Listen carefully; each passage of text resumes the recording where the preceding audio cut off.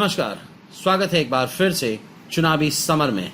हम लेकर आए हैं आपके लिए बीएसपी फैमिली के कुछ और राजरत्न अंबेडकर इन दिनों मोदी और अमित शाह की तानाशाही की राह में चीन के दीवार की तरह खड़े हैं, जिसकी वजह से भाजपा की चुनावी टीम ने राजरत्न अंबेडकर के खिलाफ भी चुनावी रणनीति बनानी शुरू कर दी है। खासकर पश्चिम बंगाल में ममता बनर्जी को मात देने के लिए भाजपा राजरत्न अंबेडकर के खिलाफ भी गंभीरता से विचार कर रही है। दरअसल पश्चिम बंगाल में चुनाव जीतना भाजपा के लिए लोहे के चने चबाने के समान है।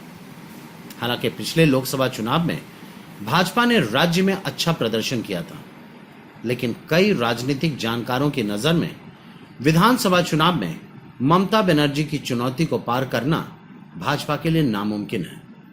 इसकी एक वजह यह भी है कि ममता बनर्जी ने एक तरफ जहां मोदी को चुनावी चाणक्य प्रशांत किशोर को अपनी ओर मिला लिया है, तो वहीं दूसरी ओर उन्होंने सूत्रों के अनुसार राजरत्न अंबेडकर के द्वारा यूएससीआईआरएफ में सीएए को असंवैधानिक घोषित करने के प्रयासों और खुद राजरत्न को भाजपा के खिलाफ ब्रह्मास्त्र की तरह इस्तेमाल करने की रणनीति बनाई।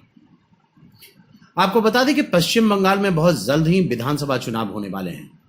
ऐसे में ममता बनर्जी राजरत्न अंबेडकर और प्रशांत किशोर के साथ भाजपा को मात देने की तैयारी में जुट गई हैं और उन्होंने इस चुनाव के लिए सीएए और इसके खिलाफ निर्णायक युद्ध लड़ने वाले राजरत्न अंबेडकर को भुनाने की तैयारी कर रही हैं। सूत्रों के अनुसार ममता बनर्जी ने कहा कि देश की जनता अब भाजपा की तानाशाही से ऊब चुकी है। ऐसे में भाजपा के खिलाफ देश के सभी दलों को एकजुट होने की जरूरत है। उन्होंने कहा कि भाजपा अगर यह सोचती है कि पश्चिम बंगाल को धार्मिक रूप से बांटकर वो यहां की सत्ता पर कब्जा कर लेगी, तो यह उसकी सबसे बड़ी भूल है। वहीं सूत्रों के अनुसार ममता बनर्जी ने सीएए का जिक्र करते हुए कहा कि बाबा साहब के पोते राजरत्न अंबेडकर ने यूएससीआईआरएफ में सीएए को असंवैधानिक घोषित करने के करीब पहुंचा दिया और वह दिन ज्यादा दूर नहीं जब राजरत्न की कोशिशों से सीएए असंवैधानिक घोषित हो जाएगा।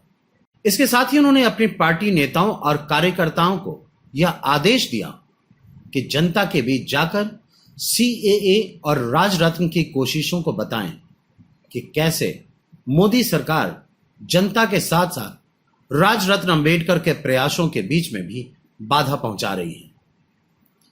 इस तरह ममता बनर्जी ने तृणमूल कांग्रेस के नेताओं और कार्यकर्ताओं को अभी से ही जहां चुनाव की तैयारियों में जुट जाने का संदेश दिया, वहीं उन्होंने यह भी साफ कर दिया कि चुनावों में सीएए का मुद्दा गरमाया रहेगा और राजरत्न अंबेडकर के दम पर वह राज्य से भाजपा का सफाया करने में फिर कामयाब होंगे। कुल मिलाकर हम यह कह सकते हैं कि पश्चिम बंगाल विधानसभा चुनाव में राजरत्न अंबेडकर मोदी के लिए चीन की दीवार के समान कड़ी चुनौती बनने वाले हैं, जिसे लांघ पाना भाजपा के लिए लगभग नामुमकिन होने वाला है।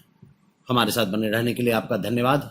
आप हमारे प्रोग्राम्स को today's.com पर भी देख सकते हैं और आप हमें टुडेज टीवी पर ट्वीट भी कर सकते हैं।